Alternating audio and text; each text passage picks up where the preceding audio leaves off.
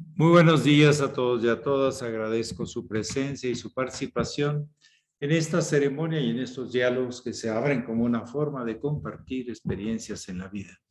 Si alguien de ustedes desea compartir alguna experiencia, alguna pregunta, adelante, por favor. Es un buen momento.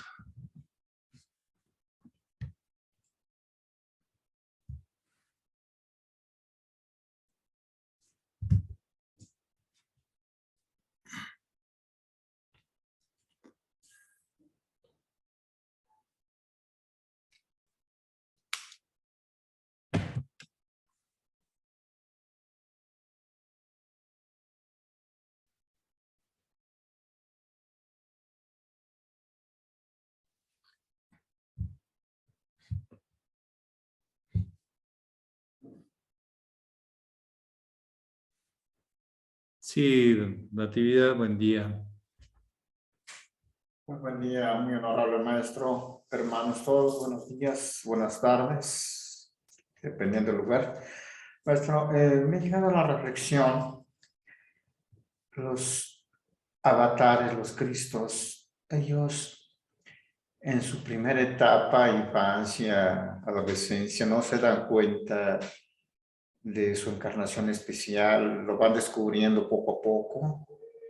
Vamos, en el caso de usted, en esa etapa, ¿usted vislumbraba algo que se iba a No, dedicar yo a lo no que se soy dedica ninguna ahora? encarnación especial, perdóneme, pero no.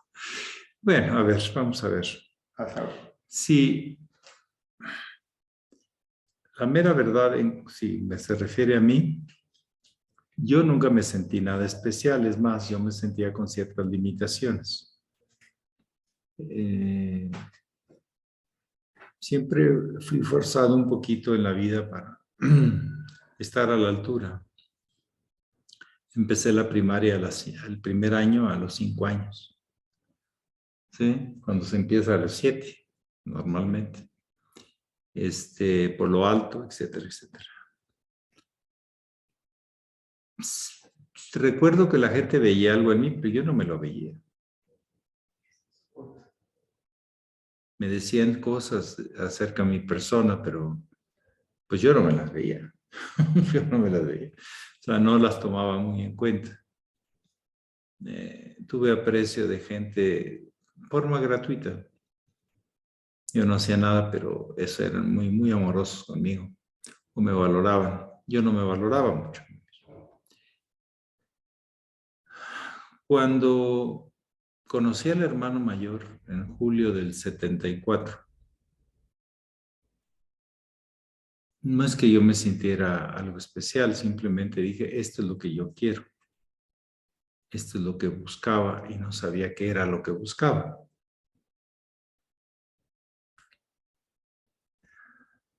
El doctor de la Ferrier pasa por todo un proceso, según los datos que tenemos. Y su afán era, por un lado, ser un hombre de ciencia. Y por otro lado, había una mística muy fuerte en él, con su luna Plutón en la casa 8, muy intensa.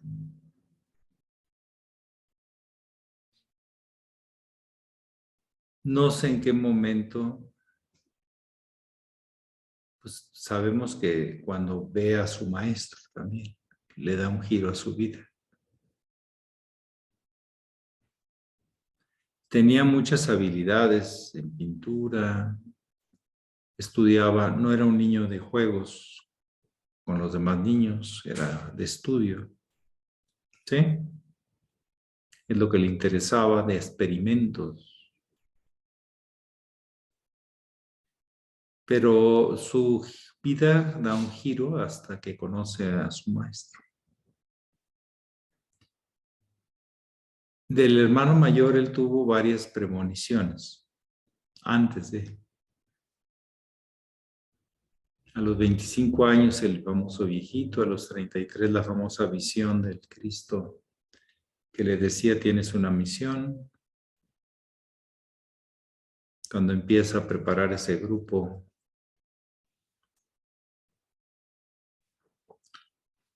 desde el 37, 38, hasta 10 años, casi 10 años antes de que viniera el maestro. Y que puso ese grupo a la orden de su maestro. Pero también todo toma un giro y se entrega por completo a partir de que conoce a su maestro. En ese caso sí hubo premoniciones. En el caso del maestro Laferrier no sabemos, porque no están narradas por él, que sería el único que podría. Y sus parientes hablan que él no sabían a qué se ocupaba, porque se escondía o se iba a cuartos donde él solo estaba. No sabían qué pasaba ahí. Él dice que practicaba fenómenos psíquicos y cosas, pero no creo que haya sido una premonición de la misión.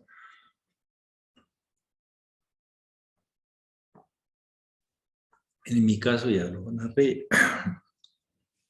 Y es lo que conozco de los dos maestros.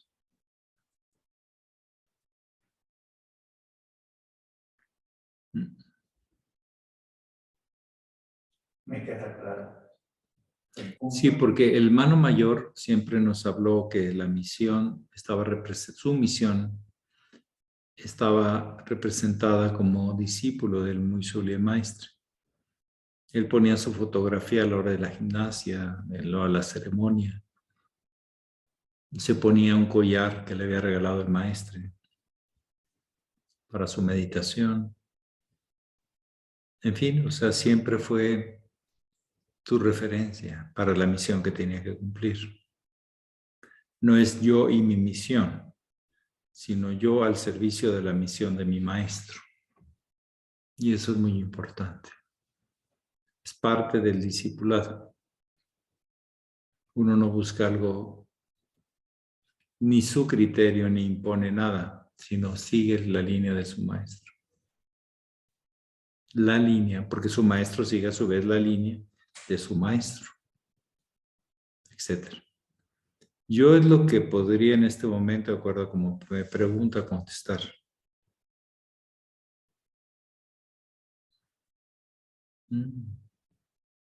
Yo les he dicho que no me siento maestro, me siento un discípulo, nada más. Y quiero unirme a los discípulos de la línea.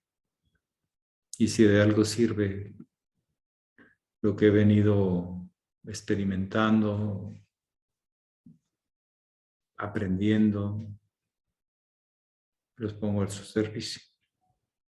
Pero no tengo ninguna prerrogativa más que de ser un discípulo.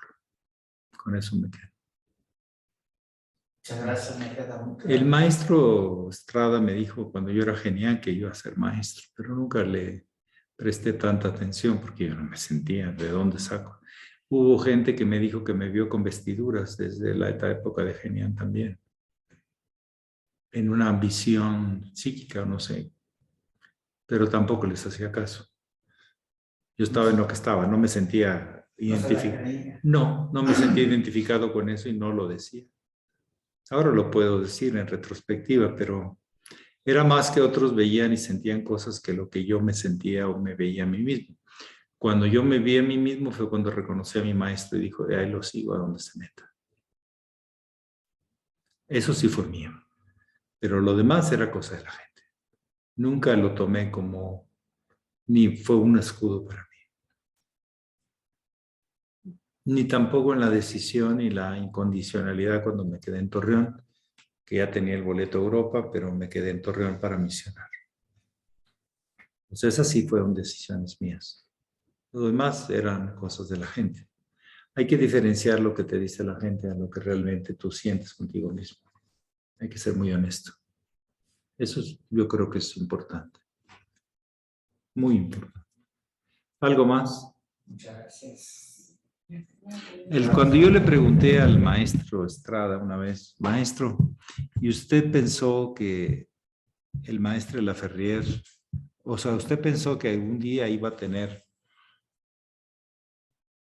cuando usted estuvo esperando al Cristo, todo lo que le ha venido pasando como hermano mayor, etc.? Y me lo contestó muy simple. Me dijo, ay, mijo, no. No. Yo esperaba al Cristo, pero para cargarle las maletas y limpiarle las chancletas. O sea, no los privilegios, ni el puesto de honor en la mesa, ¿no? Mi deseo era conocer un camino en el que pudiera yo servir, encontrarle un sentido a mi vida.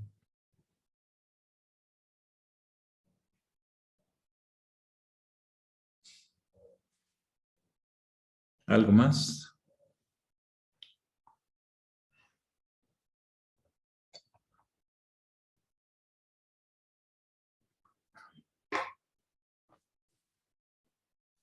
Y también el hermano mayor nos narra como el maestro Estrada, cómo la gente lo buscaba. José Manuel, te necesitamos para esto y para el otro. Pero él no se tomaba los puestos. No sé si me explico, lo invitaban a tener un puesto, pero él no se daba los puestos. La gente reconocía, hay que prestarla para que salga.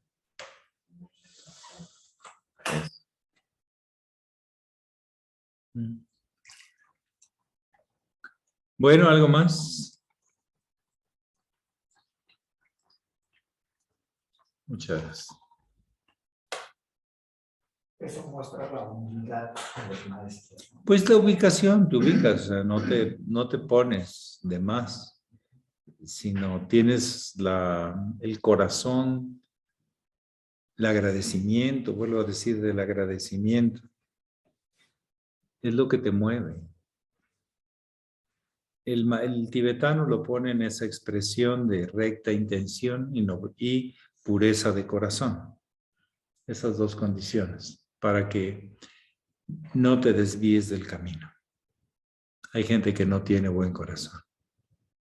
Lo que busca tiene buena tripa, buen intestino.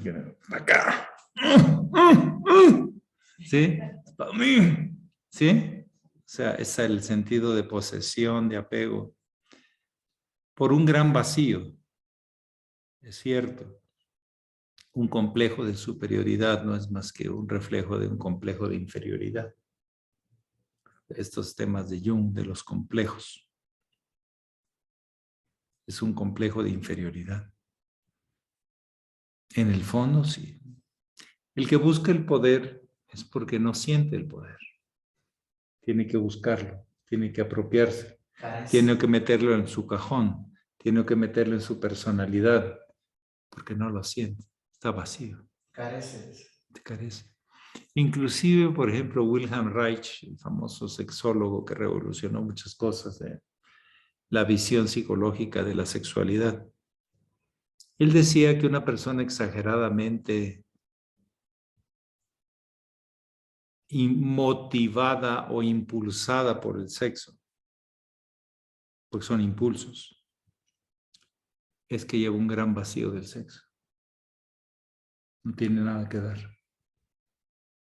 Solamente quiere que le den. Quiere ir a robar, quiere ir a quitarle a la persona. Fíjense, un especialista de la talla de Wilhelm Reich. O sea que hay veces que las cosas resultan ser lo contrario de lo que... Pero cuando es la generosidad del corazón, el agradecimiento a la vida, a tus padres, a la sociedad, a la humanidad, porque te permiten estar aquí, dándote cuenta de la obra en ti y en todos, es bastante motivo para estar agradecido. Entonces puede dar eso de la recta intención, que no va a ir a agarrar algo, y pureza de corazón. Es un culto a la vida. La vida en el corazón se da de una manera muy especial. O sea, es en forma diagonales, de las ventrículos a las aurículas, etc. Y mantiene la sangre venosa y la sangre arterial funcionando. una la usa a favor de la otra y la otra de la una. La venosa permite como presión alta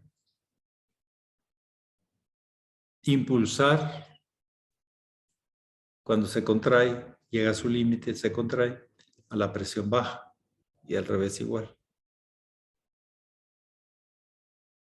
Resulta que las diferencias de pulso de la presión arterial y la venosa es lo que permite que el movimiento de la vida sea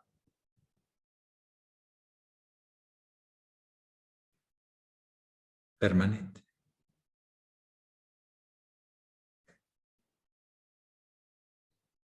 Pero es integrando las dos polaridades, como lo marca las serpientes del gran arcano.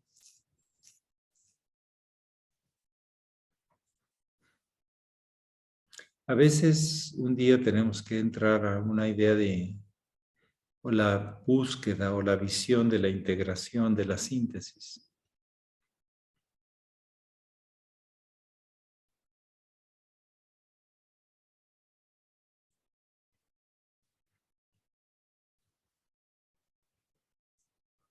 ¿Algo más esta mañanita? Cualquiera de nosotros puede aspirar a esa rectitud.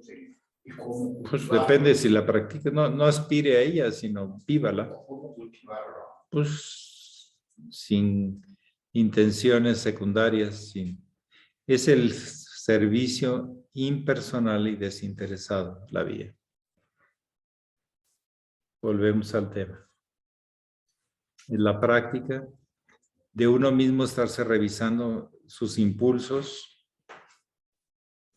sus apegos, sus intenciones, y siendo un juez imparcial de uno mismo. Cuando yo quiero obligar a otros, ¿cuál es el fondo? Cuando alguien me quiere obligar a mí, ¿cuál es el fondo?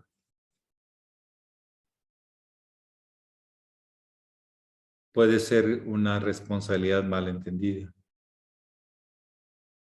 o bien entendida. A eso se le llama discernimiento, no enredarse. Llamarle las cosas por su nombre, hasta los actos de uno mismo. Cuando uno está por impulsos, por miedos, por pretensiones, desviándose del camino.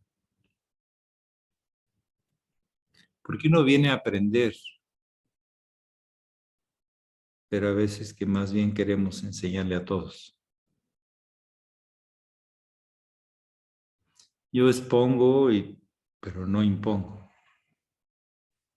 Marco, pero no obligo.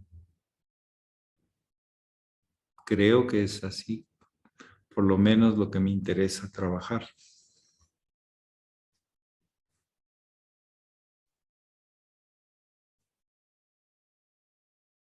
Cuando uno estudia, se pone a estudiar, dice cuánta gente no colaboró con esto.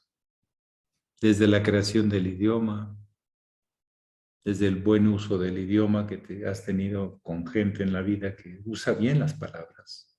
¿Sí? Y hay otros que no saben cómo usarlas y usan 10 y las revuelcan todas, pero no son nada precisos o claros. Es más bien el empuje que la claridad. De todo aprendemos. ¿De cómo no estar agradecidos? Hasta de la comida que comemos, del aire que respiramos. Es una desatención, es una distracción no hacerlo. Es una falta de conciencia. Es un egoísmo o un miedo que me domina. El egoísmo en el fondo es miedo.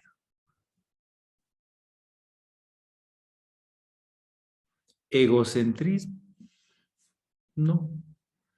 Puede ser alguien centrado, parte de ahí, pero no se queda ahí.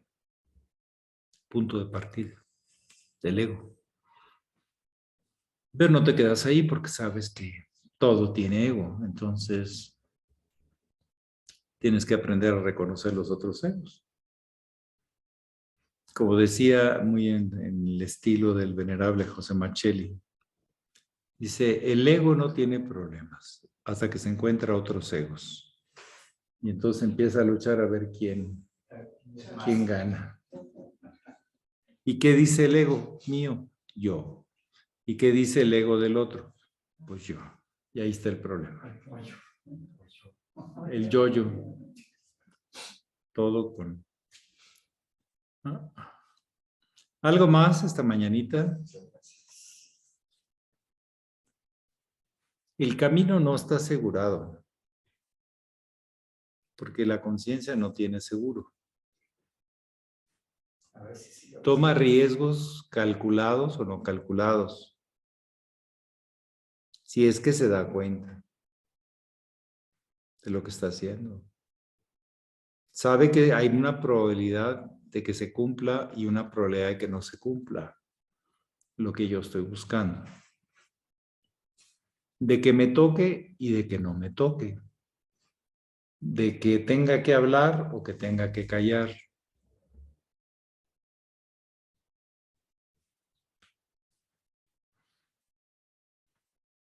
¿Y quién te dice cuál? Porque nunca son iguales las circunstancias. La conciencia. Toma sus riesgos. Los científicos hablan de movimiento de probabilidades. No aseguran, pero hay un alto porcentaje de que esta tendencia se cumpla. Hablan de tendencias, de probabilidades, no de hechos contundentes y ciertos. Los adolescentes a veces tienden a usar un lenguaje muy totalitario. Y los vendedores también.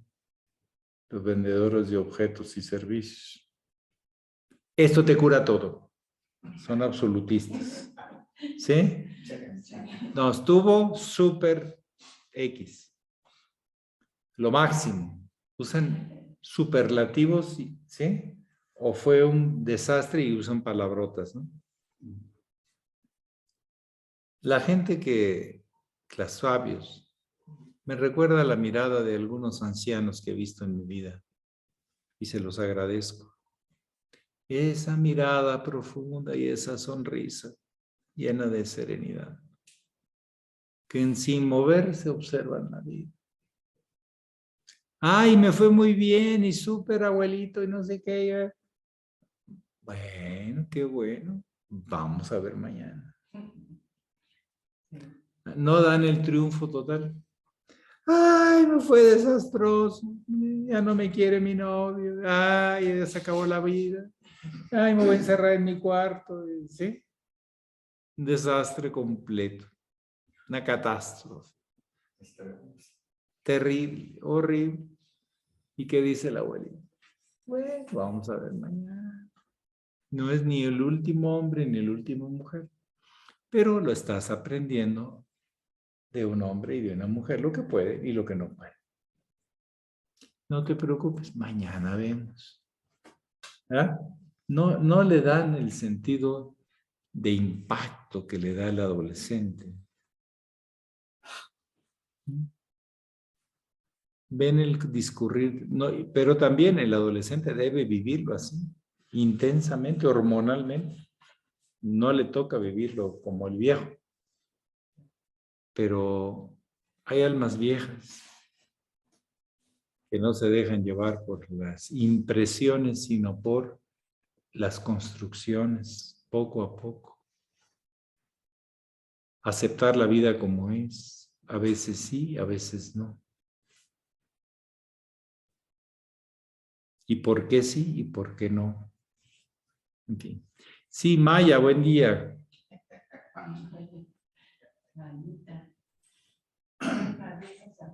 Maya, yuju. Buenos días, maestra, soy Es yo. Alejandra. Y después yo voy a hablar. ¿Qué pasó? Que después yo voy a hablar. Ah, bueno, ándale. Le da permiso la hija a la mamá. Está perfecto. Maestro, buenos días, maestro. Buenos días. Buenos días. ¿Me puede explicar, maestro? Creo que ya lo ha comentado varias veces, pero pues a veces a mí en lo particular no me queda claro y sí me gustaría tenerlo así bien claro. ¿Por qué se dice línea solar y por qué colegios del norte? Por favor, maestro, gracias. La línea solar. Porque hay una línea lunar. Lo lunar tiende a conservar, a nutrir, a resguardar, a apegarse a formas y a palabras, a conceptos y a sensaciones. Y líneas solares hacia la libertad, a la luz del presente. Y entonces la línea que seguía el hermano mayor que nos enseñó a seguir, que esto es muy antiguo, el culto solar, y no el culto lunar. Hay calendarios lunares y calendarios solares. Hay tónica lunar místico-religiosa y tónica solar científico-filosófica.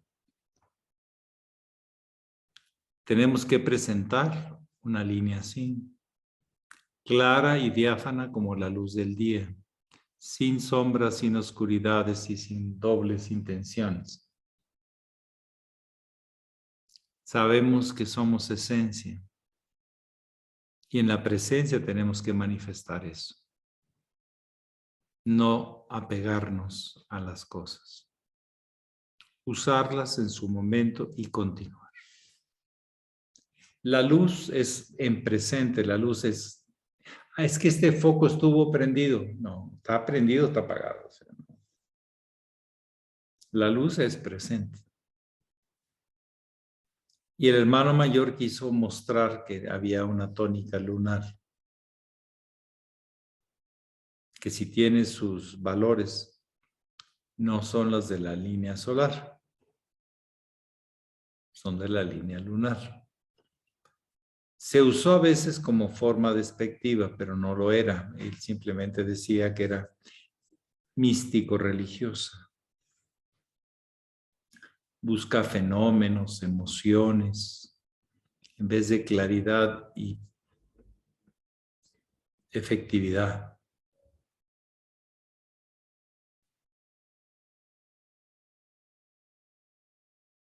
La pregunta es cómo en esta encarnación o en esta etapa de nuestra vida, cómo andamos de nuestra polaridad lunar y solar. La parte humana toca la parte lunar.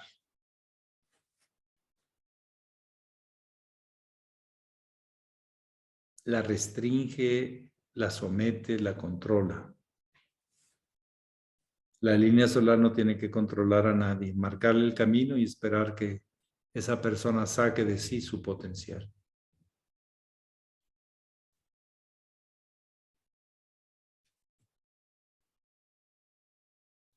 Es una de las razones por las cuales yo en lo particular no me interesa ninguna discusión, ni tener la razón. Que los hechos demuestren si hay luz o oscuridad. No de las palabras. Ya me cansé de tantas palabras. De gente que se oculta, se esconde detrás de palabras. Sus verdaderas intenciones. Hay de cierta gente que no me interesa ni siquiera platicar. ¿Sí? Hasta que no cambie la actitud. Entonces la línea solar y la línea lunar. No es que sea despectiva, tienen vicios los dos. Y tienen virtudes los dos. Pero alguien ejemplifica más la mística religiosa y otros más lo científico filosófico. Filósofo es el discurso sano, reflexivo, no la imposición. La místico religiosa impone el dogma.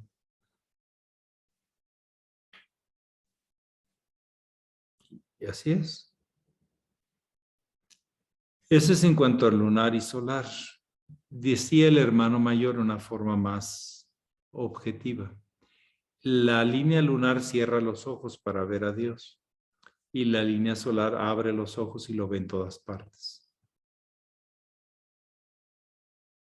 Ahí se nota la tónica lunar.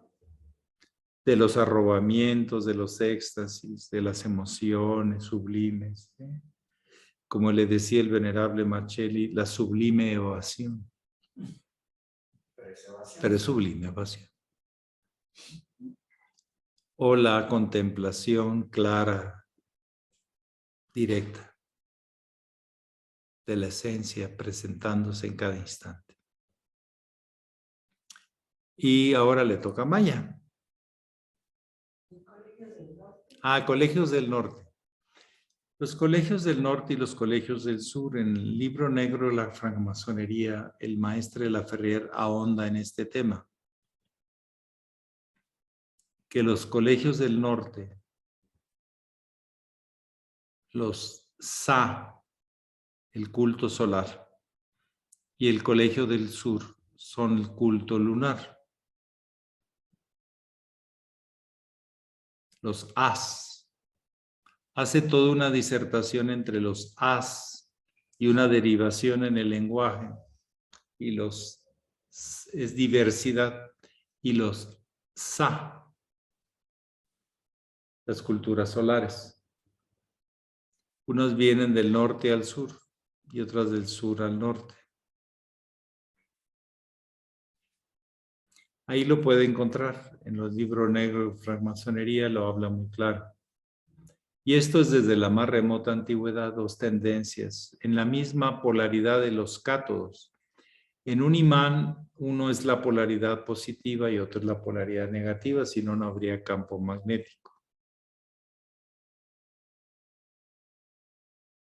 Gracias a los dos se da el fenómeno del magnetismo, pero no podemos estar invirtiendo las polaridades.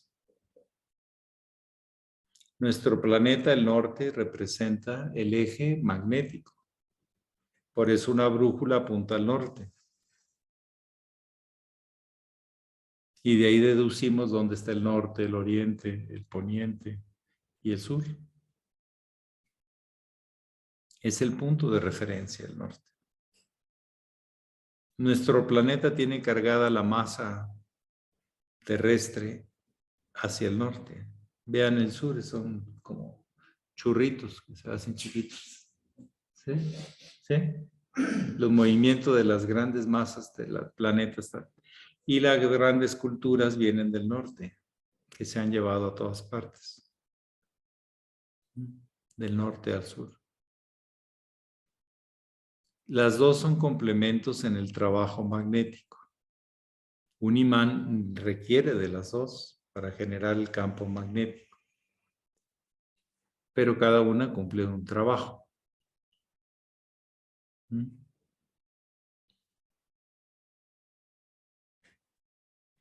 No es que todos los del norte sean mejores que los del sur, es falso. Hay gente del norte que se comporta como si fuera el elemento del lunar. Y hay gente en el sur que son solares. Dependiendo con qué se conecte de sí mismo. Abajo te conecta con una cosa y arriba te conecta con otra. Nosotros tenemos una polaridad.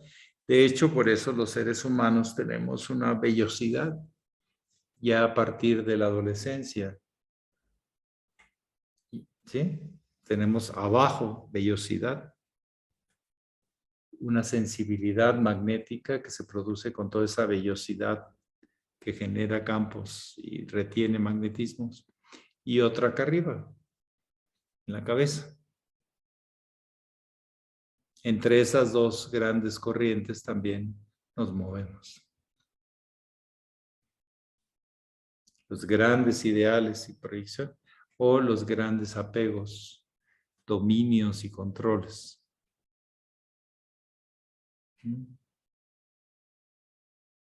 Ahí vamos aprendiendo. ¿Algo más, Maya? bueno, que feliz Día de Gracias. Hoy en Estados Unidos se celebra el Día de Gracias. Sí, fue un día muy importante, que aunque los colonos andaban persiguiendo a los indios de Norteamérica, en el parte casi con Canadá, ya para estas fechas hacía mucho frío y no había comida, todos los animales estaban escondidos y no había frutos. Y los indios tuvieron un gesto muy grande de invitarlos a comer, aunque los otros eran malucos y los perseguían y les hacían trastadas y traiciones. Y entonces ese día fue un día. En Estados Unidos se celebra más esta fecha del Día de Gracias, Thanksgiving, porque representa que hay que trascender nuestras propias barreras. Es el día en que se juntan más las familias, más que Navidades u otras fechas. Es el momento donde hay más tránsito de todas partes a todas partes de los hijos con los padres. Y es un honor que te inviten a una cena, que cenan a las 6, 7 de la tarde de Thanksgiving. Ya empiezan las primeras nevadas en el norte o ya fueron. Y hay ese recuerdo de esa generosidad de ese pueblo de los nativos de América, que trascendiendo las barreras consideraban inhumano dejarlos morir por hambre. Entonces los invitaron a esa cena, a los colonos. Y que luego acabaría, bueno, ya la historia habla cómo acabaron los colonos y los colonizados, pero es una fecha de agradecimiento familiar, cuando menos, por la comida y por la amistad, por los lazos de la familia, trascendiendo si hay problemas entre hermanos o entre padres, es un día de dejar a un lado los rencores y las emociones tóxicas y celebrar un día con agradecimiento. Ya luego el folclore, que si fue un pavo, porque eran pavos silvestres lo que podían comer todavía en esta época. Y luego ya lo convirtieron en todo un rito ahí, que el presidente y que si mata el pavo y que si no. Y el día de hoy se van a comer como 10 millones de pavos o 20 millones de pavos. No, en serio, sí. Ya están congelados. Lo indultan, sí, porque hay esa generosidad pero se lo comen luego otro. O sea, es un poquito del show.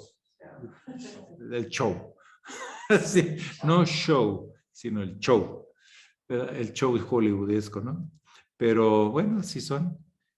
Pero viene de un acto muy noble y muy importante que todavía conmemora y le da importancia a cada familia. Si a ti te invitan en la cena de Thanksgiving es porque te consideran familia. Es todo un honor ser invitado a la cena de hoy en la noche. Y a los comerciantes pues hicieron su Black Friday, ¿no? Que mañana es un día que rematan todo el comercio. Hay peleas para entrar a las tiendas. Todo está barato. Y ser de remate, o sea, a costo. Con ese sentido de la generosidad, pero oculto el sentido del comercio. Como todo, tiene su parte de un lado y de otro. Sí, el Día de Gracias es un tema de los Estados Unidos de Norteamérica, pero que tiene un sentido hermoso, importante, pero que luego a veces en la práctica pues no se da. ¿Sí? El alcoholito y tal. Y que el pavo silvestre ahora es pavo engordado con hormonas y bueno, es todo un show de Hollywood a veces, ¿no? Pero hay veces que hay gente que lo celebra con sinceridad y con bastante honestidad. Yo me tocó ver eso. Eran gente que ese día se quitaba las máscaras y abría el corazón a todos. Y mañana nos las ponemos, pero por lo menos hoy no. Ofrecemos disculpas, agradecemos la presencia de los demás. Ese es el Día de Gracias, que no es universal, solamente es en la cultura americana.